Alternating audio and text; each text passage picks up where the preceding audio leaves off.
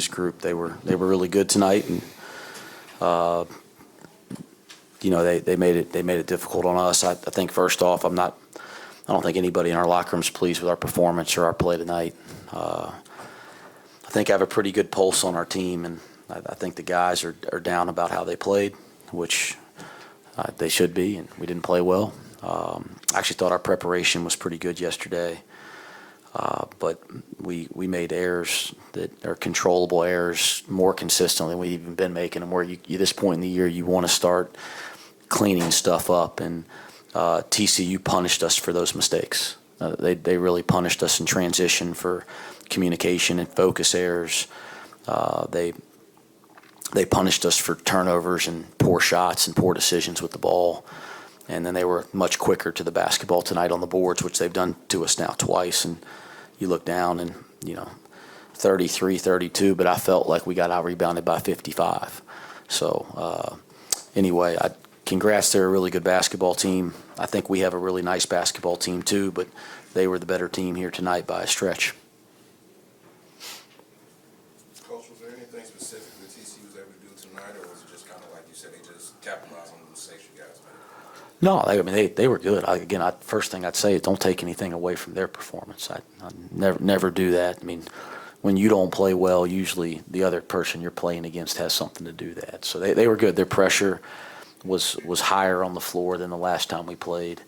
We got bogged down a little bit in ball screen coverages.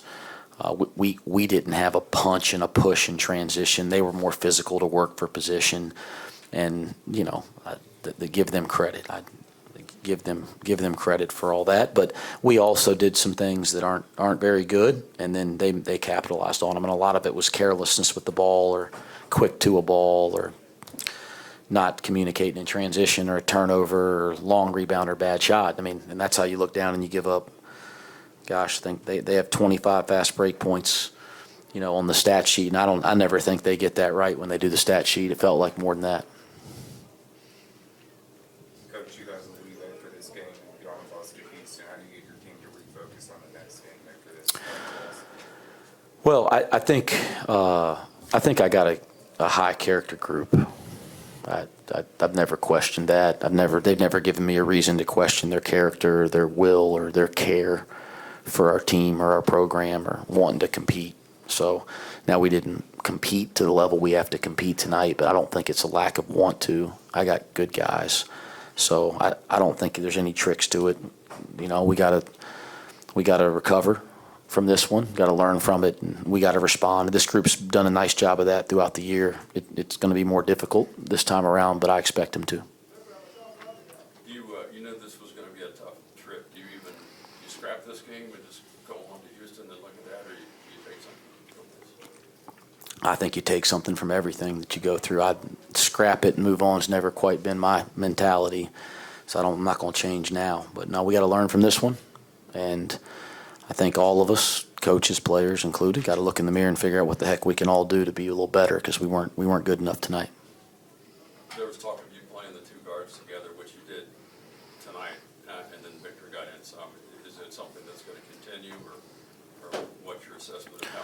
I thought it was really good there in the first half. It kind of got us back, and I think we took the lead 23-20. And I thought they were really good at breaking down the defense and making some things happen, but wasn't as quite good there in the second half. But no, we believe in our guys. We're gonna keep playing with the guys that want to work, want to fight, that care, and I think we got a locker room full. So yeah, we're not going to get down on a guy because he didn't have one bad performance. But Vic had some better moments tonight, and we got to keep getting him in the right direction.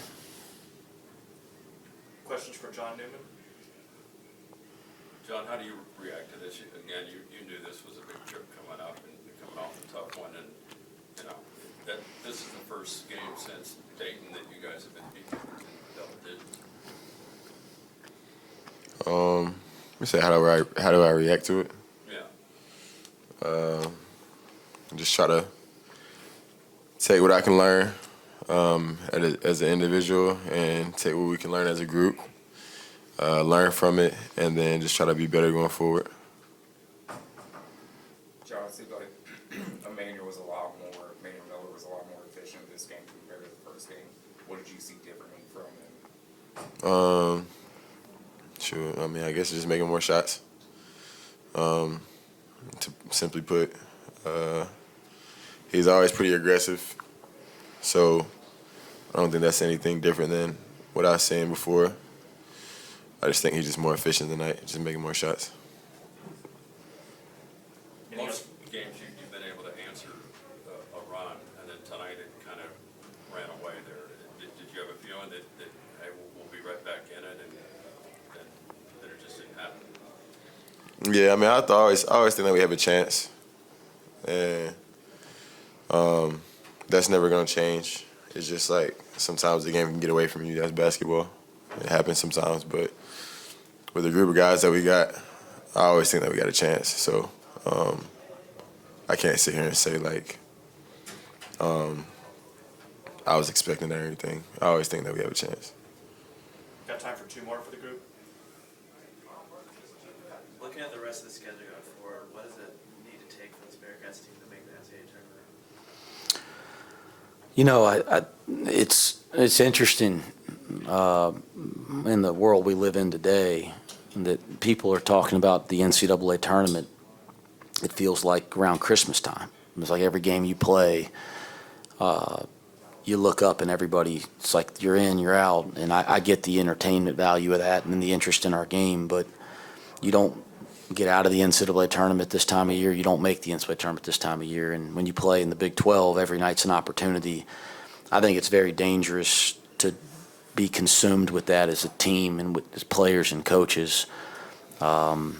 We just got to keep taking it one day at a time, and we need some good things to happen to get our team back on track.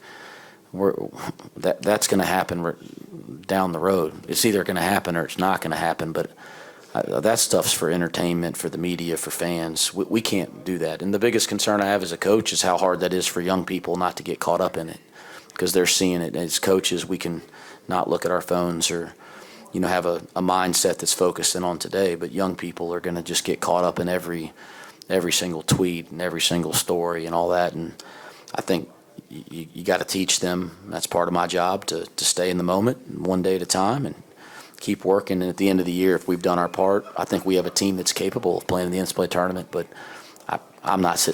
leave that stuff for the media, for show and all that. CJ Frederick's injury, is it longer term, short term? Do you have any idea? I really don't know. Honestly, I really don't know. He's not practiced this week. All right, thanks guys. Thanks.